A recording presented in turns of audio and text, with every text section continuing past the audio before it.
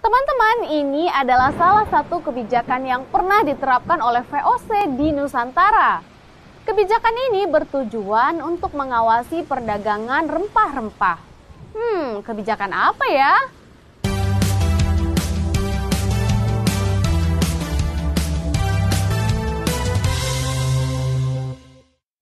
Teman-teman, pada pembahasan sebelumnya kita sudah membahas tentang hak-hak istimewa yang dimiliki oleh VOC. Nah, kali ini kita akan membahas kebijakan apa saja yang pernah diterapkan oleh VOC. Nah, di awal video tadi kakak sudah menunjukkan ya salah satu kebijakan VOC yang menggunakan perahu kora-kora yang bertujuan untuk mengawasi perdagangan rempah-rempah. Oke deh, nah langsung aja yuk kita bahas apa saja kebijakan yang terdapat pada masa VOC. Secara garis besar, dalam sejarah yang panjang, terdapat beberapa kebijakan yang pernah diterapkan oleh VOC. Di antaranya, pertama, memberlakukan dua jenis pajak kepada rakyat, yaitu Kontingenten dan Vervlechte-Leefrente. Kontingenten merupakan pajak wajib berupa hasil bumi yang langsung diserahkan kepada VOC. Nah, jadi setiap kali habis panen, petani diminta untuk menyerahkan hasil panennya ya teman-teman. Oke deh, dan dampak dari pajak ini yaitu menjadikan pendapatan rakyat menjadi berkurang. Karena sebagian hasil bumi mereka harus dibayarkan kepada VOC. Dan pajak ini diterapkan langsung di daerah kekuasaan VOC, misalnya di Batavia. Nah, kemudian Vervlechte-Leefrente merupakan penyerahan wajib pajak bumi dengan harga yang telah ditentukan oleh VOC. Nah, dampak dari kebijakan ini rakyat banyak yang mengalami kemiskinan, kemudian kelaparan. Dan Vervlechte-Leefrente diterapkan di daerah jajahan yang secara tidak langsung dikuasai oleh VOC, misalnya Kesultanan Mataram Islam. Nah, kedua pajak ini dipungut oleh elit-elit pribumi atau orang-orang Indonesia yang bekerja pada VOC. Nah, selain itu ada juga loh teman-teman kebijakan yang diberikan dalam hal perdagangan. Apa saja ya kebijakan tersebut? Kebijakan kedua yaitu menyingkirkan pedagang-pedagang selain orang Belanda, baik dari negara-negara lain maupun pedagang-pedagang Jawa, Melayu, Arab, dan Cina dari aktivitas perdagangan rempah-rempah di Indonesia. Nah, hal ini dilakukan untuk menguasai serta memonopoli penjualan dan perdagangan rempah-rempah di Indonesia.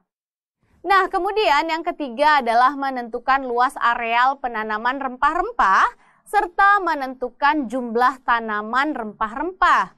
Dan yang keempat, kemudian melakukan kebijakan ekstirpasi, yaitu menebang kelebihan jumlah tanaman, agar produksinya tidak berlebihan ya, sehingga harganya tetap stabil teman-teman.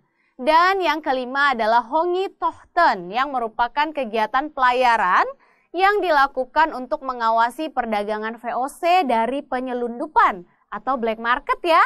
Dan dampak pelayaran Hongi terhadap rakyat jajahan adalah rakyat tidak bisa mendapatkan keuntungan lain di luar perdagangan dengan VOC. Dan yang keenam adalah mewajibkan kerajaan-kerajaan yang telah terikat dengan perjanjian dengan VOC untuk menyerahkan upeti setiap tahunnya kepada VOC.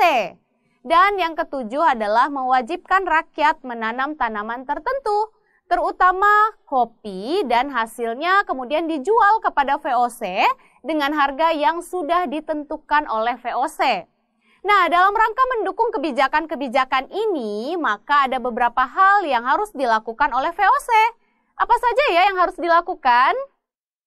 Kebijakan-kebijakan tersebut diantaranya yang pertama, VOC tidak segan-segan untuk menggunakan cara kekerasan teman-teman, untuk menghukum siapa saja yang menentang kebijakan dari VOC.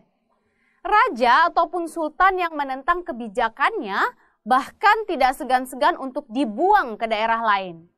VOC kemudian mengangkat raja dan sultan sesuai dengan keinginan VOC.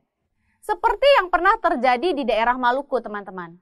VOC pernah melakukan pembunuhan dan pembuangan terhadap penduduk lokal yang menolak kebijakan monopoli dan ekstirpasi.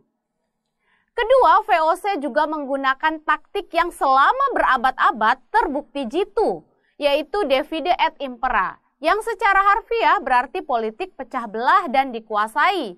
Atau dalam bahasa kita, politik adu domba ya teman-teman, tapi bukan domba yang ini ya. Nah, maksudnya adalah politik menghasut, seperti yang dilakukan oleh VOC di Banten, yang mengadu domba Sultan Ageng Tirtayasa dengan putranya sendiri, yaitu Sultan Haji. Nah, teman-teman, filsuf Jerman Karl Marx dalam bukunya Das Kapital menyebutkan bahwa VOC sebagai salah satu korporasi pertama dalam sejarah dunia yang paling jahat dan tamak. Menyedihkan sekali ya teman-teman. Semoga ini tidak terjadi lagi di negeri kita ya. Nah, teman-teman, tadi kita sudah membahas ya, ternyata banyak sekali kebijakan yang sudah dilakukan oleh Belanda. Ada kontingenten, ada vervlechtelevrantie, ada ekstirpasi, pelayaran hongi, dan mewajibkan melakukan berbagai perjanjian. Selanjutnya, siapakah tokoh yang pertama meletakkan dasar VOC di Nusantara?